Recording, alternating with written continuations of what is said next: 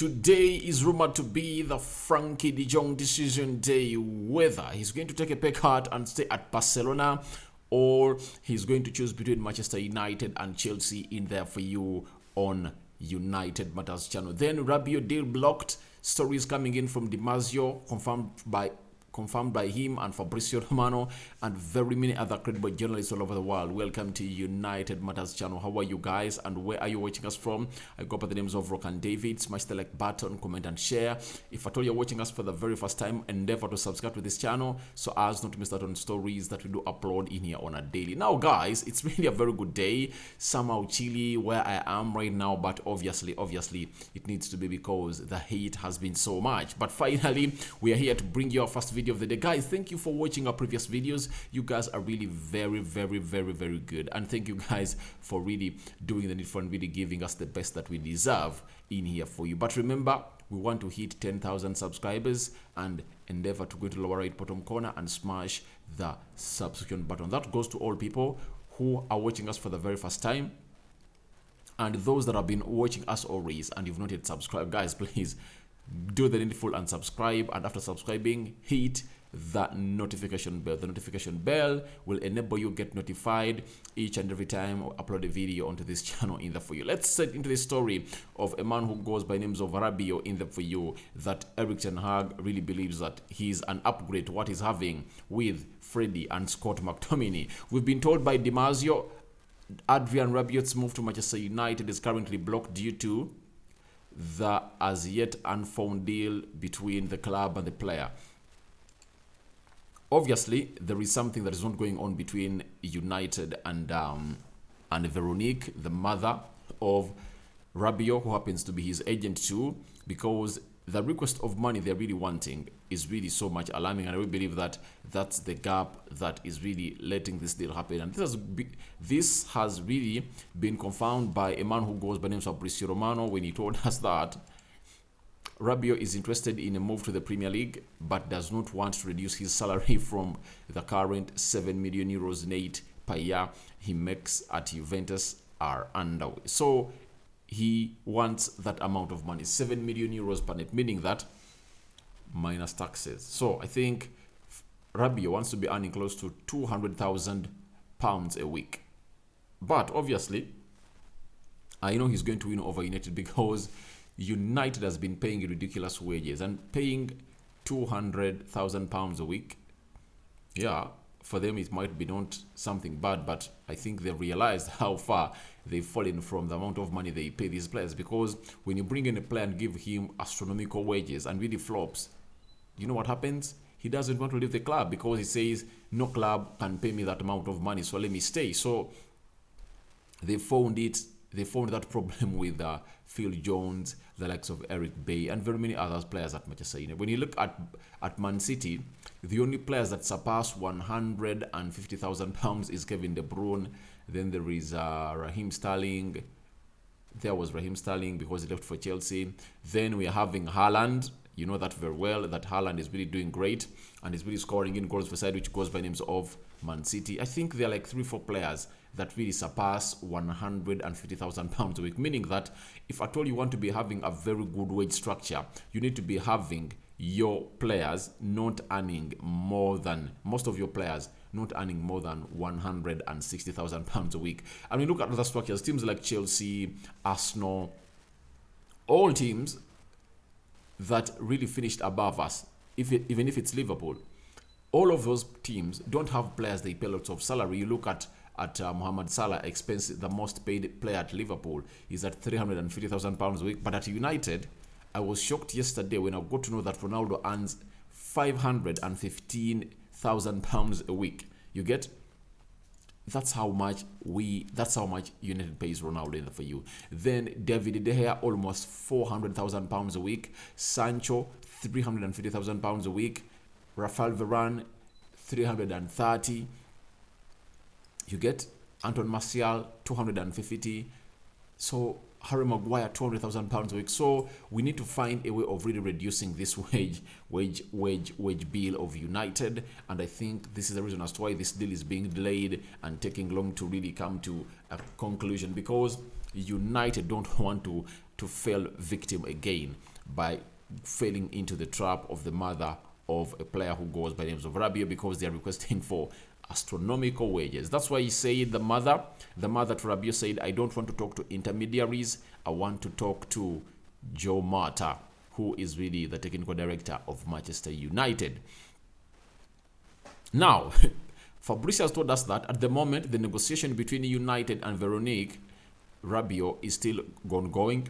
Ten Hag had a direct call with Adrien Rabiot on Monday, and it was positive. Now the two parties are negotiating on the financial and the project plan. Obviously, what is really holding this deal behind is all about the amount of money, personal terms, you get, and especially the salary that Rabiot is going to be earning. Because Ten Hag talked to him and told him, please, you are part of my plans. I think you can start in my central midfield area because it's really lacking. And that is what he really told him, and he never really said no to it. So Rabiot is positive for a move, but the deal is blocked by the personal terms. Rabiot wants close to £200,000 a week in there for you. So that's what is really holding this behind. So let's wait and see how everything is going to happen into this deal as far as it's concerned. Because as at the look of things, you can't come out and really say to it that Rabiot is not in the right position to negotiate and to call for that amount of money. Obviously, you are getting him on a cheap £15 million, and if at all he had a 2-year, if at all he was on a 2-year deal, he will tell you that, all right, I'm on a 2-year deal with you. Then Juventus would have really asked you lots of money from me. And secondly, I'm coming at your club that's not in the Champions League.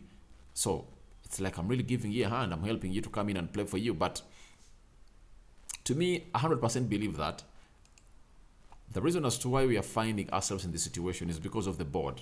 It's because of the board and the Glazers. Because if we really never sacked Rangnick and he was here, I think would have really had these negotiations done early enough, because he has the experience. Motaf is not really a person that you're going to say that is experienced. Darren Fletcher is ill-experienced. Richard Arnold is out of the big football business, you get? So that's why you went in and brought in, and we hired a negotiator in the names of Tom Keane, you get? Because we can't negotiate, and these people are really ill at what they are doing. They're not experienced. They lack the brain to do the negotiation. So I think this is why the deal is really taking long to happen in here on the United Matters channel in the face. So that's what all about a deal of a player who goes by the names of Rabiot in the video. The deal looks like it's stalling and blocked because of the personal terms, but that means that we are soon really getting a very positive story from Rabiot and Italy. Then we are having CDS. They're telling us that they're coming in from France. They're telling us that Adrien Rabiot to Manchester United is still progressing, and agreement is expected in the next hours. So in the next hours, because this deal, anytime when they accept personal terms, this deal is going to be announced, done and dusted. That's it. If the deal is, if the personal terms are done, here we go. It's going to be expected from either David Austin, who broke the story, and Fabrizio Romano. But let's wait and see where this deal is progressing to, because as things stand, we really need green light. We really need green light. Guys, as I've always told you, I can't see ourselves, guys, go into that game of Liverpool with that midfield of Scott McTominay. That's it. I can't see ourselves go with that midfield in the game of Liverpool, because it's really going to be a sign that we learned nothing and forgot nothing. You get?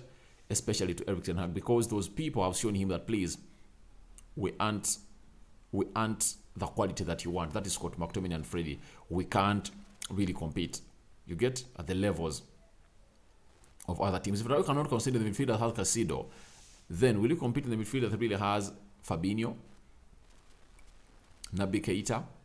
You get? So you won't compete. Last season, Liverpool only, in the 2-game tie we played, Liverpool hit us by 9 goals, 5 at Old Trafford and 4 at Anfield. So it shows you how much that is really haunting. You get? So let's leave that Rabiot story at that. Let's get into the Frenkie De Jong story as being reported in here by Fabrizio Romano on YouTube. He told us that Frankie's priority is still Barcelona, but Barca's position is we are happy to keep you, but take a salary pay cut. Frankie has no intention to accept it in there. So that is a constant. He is not willing to take a pay cut.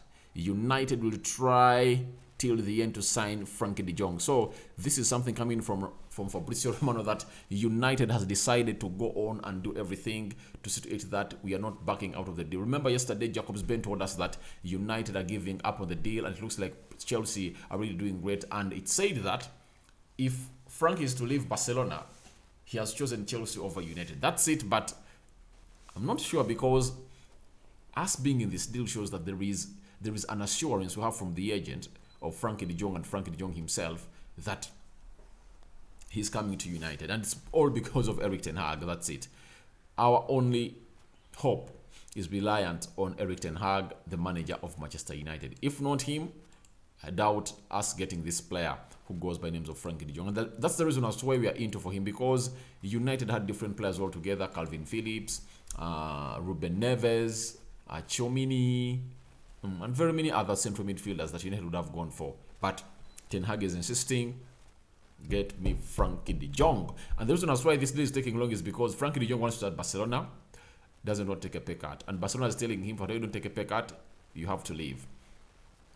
So we are having a last story from Fabrice telling us that it's up to Frenkie De Jong, and he understands that it is time to make his final decision. Obviously, the final decision is expected today, as we're going to see Ben Jacobs confirming to us that Barcelona have really given Frenkie De Jong a deadline of today to really decide on what he wants. If he wants to stay at Barcelona, he has to accept 80 million euros out of the 17 million euros he really demands Barcelona, and he has to take a pay cut. That's it, if he wants to stay at Barca. But Frenkie De Jong is saying, I'm not going to do that. I'm not going to do that. So it looks like this deal looks like it's either happening today or not, according to what is how we are having into the news. Now, Jacobs Ben is telling us that Barca have retaliated to De Jong. He must take 50% pay cut or leave. They expect decision imminently. They want it today. Threat of legal action against current deal hasn't moved further, as reported. Chelsea optimistic of the 80 million euros plus deal, but waiting on Frenkie De Jong decision. Obviously, as we've always been told, that Chelsea is in for this player, and they are telling the player Frenkie De Jong, and that is Barcelona, that we are not changing our stand. You get? If you want to stay, take a 50% pay cut. If you don't want to stay, accept to be sold. You get? And United and Chelsea are willing to go in and give him a salary that is equivalent. Sorry, it's United, because United is willing to pay £450,000 a week for this guy to compensate for his deferred wages as salary. And Chelsea is willing to do the same. So we are waiting to see where this is going to end, because as it stands, let no one lie to you that it is good news for Frenkie De Jong and Barcelona. Frenkie De Jong yesterday was really attacked by 256 fans of Barcelona. They are shouting at him that, why don't you take a pay cut? Why don't you take a pay cut? So it's ugly. It's turning ugly, guys. It's turning ugly. And you know that Frenkie De Jong should really make his decision, because Barcelona